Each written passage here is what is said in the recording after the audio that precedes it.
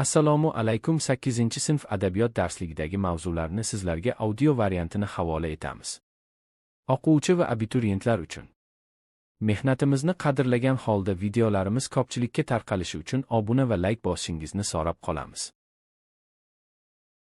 Tilsiz sherikdan yaxshisi bormi? Shuning uchun Protap shubhaning qadriga yetardi.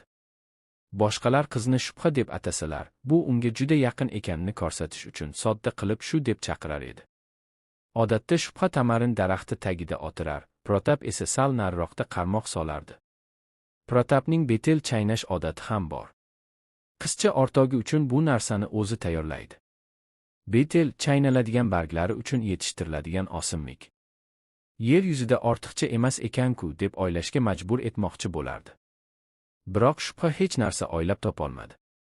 Shunda u Tangridan dostini ta'jubda qoldiradigan biron katta ish qilish uchun o'ziga kuch-quvvat tiladi, toki Protap hayrat bilan, "Qarang-a, shubhaning qo'lidan bunaqa ishlar kelar deb sira o'ylamagan edim", deb yuboradigan bo'lsin, deb iltijo qildi.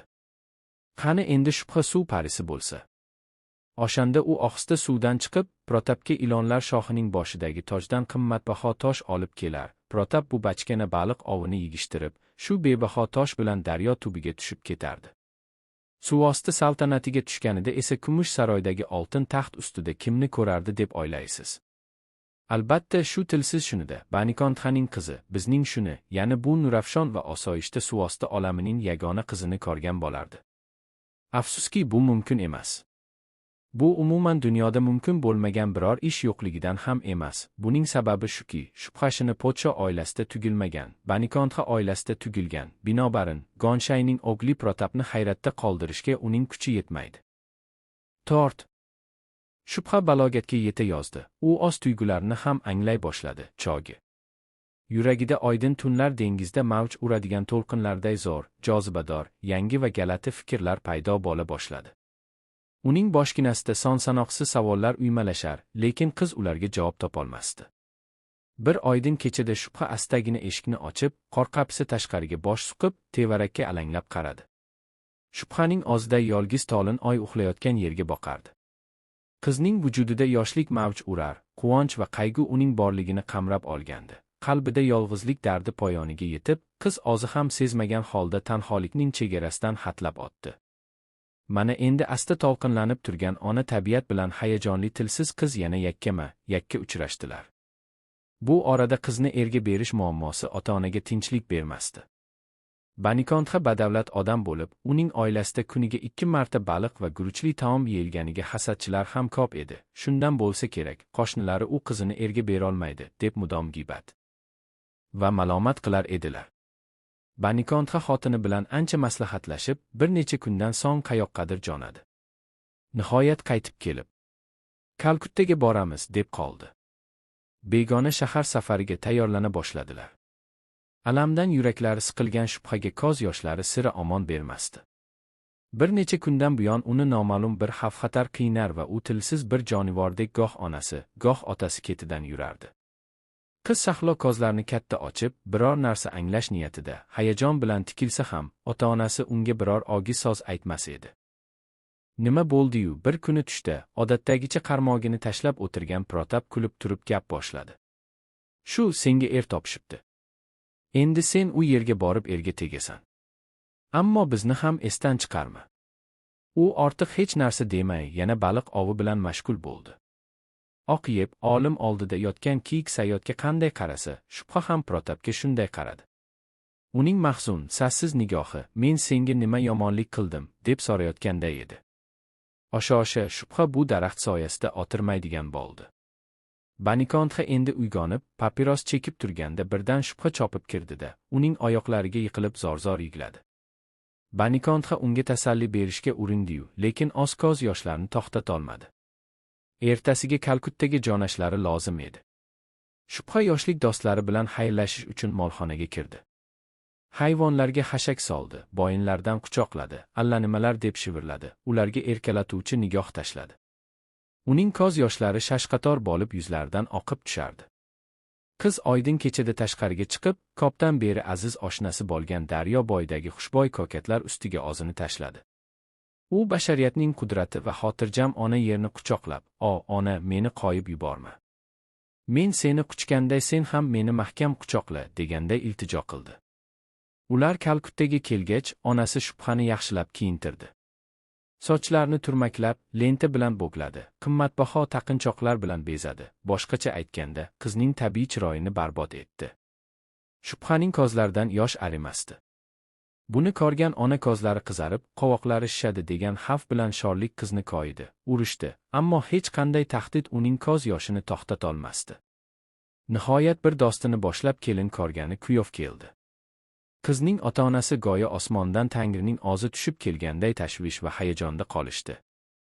Ona, unday qil, bunday qil, deb qizni shu ahvolga olib keldiki, sho'rlikning figoni falakka chiqdi. Uni kuyovga ham xuddi mana shu ahvolda ro'baro qildilar. Durust, dedi kuyov unga qarab. To'xtovsiz ko'z yoshlarini ko'rgan yigit ota-ona bilan judolikka shuncha iztirob chekkan qiz eriga yana ham muloyim, yana ham mehribon bo'ladi deb o'yladi-da. Gavhar sadafning qimmatini oshirganday qizning ko'z yoshlari ham uning qadrini oshiradi, deb qo'ydi. U boshqa so'z demadi.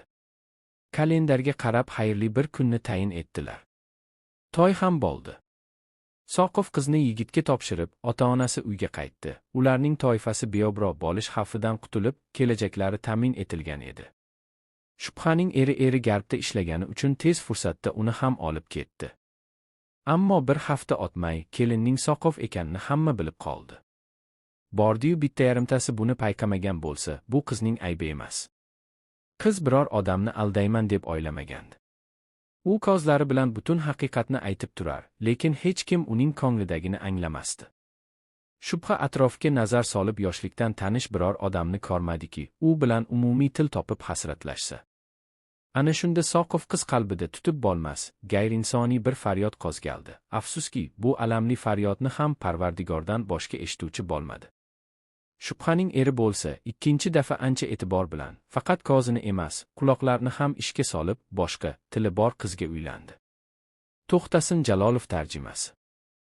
Nazariy ma'lumot. Peyzaj.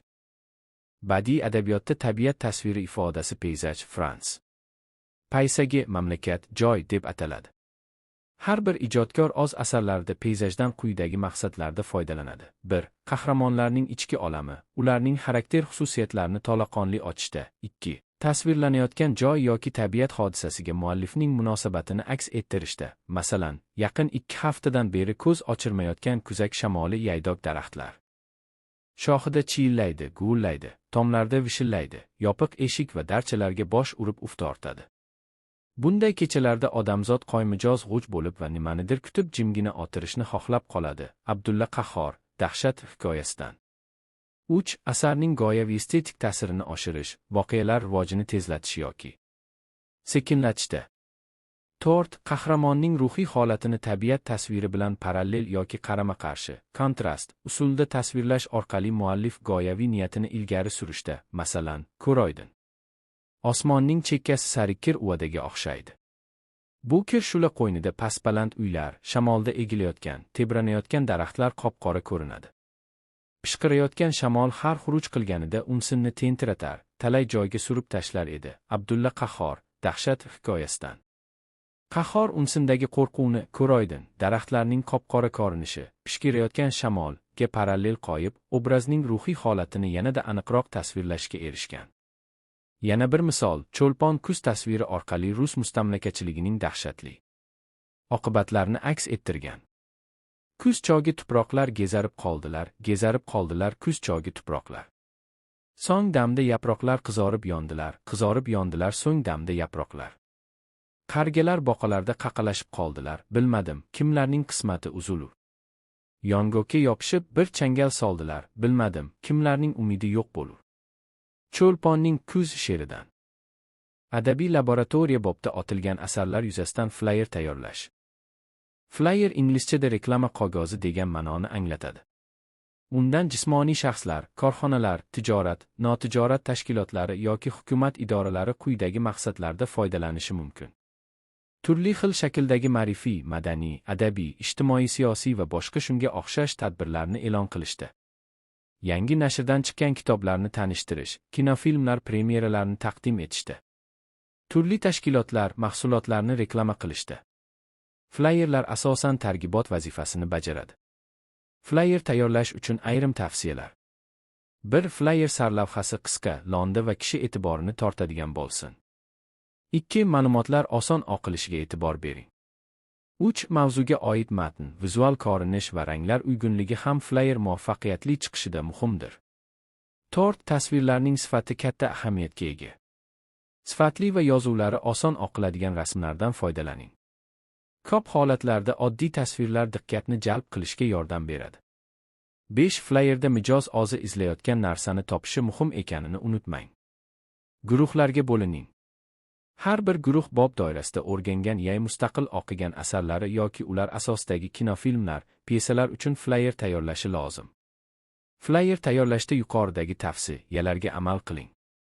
Tayyor flyerlarni guruhlarda muhokama qiling. Flyeri eng ko'p ovoz olgan guruh g'olib sanaladi va rag'batlantiriladi. Flyerlarga e'tibor bering. Sizningcha, ularning qay biri nisbatan muvaffaqiyatli chiqqan? Buning sababini izohlang.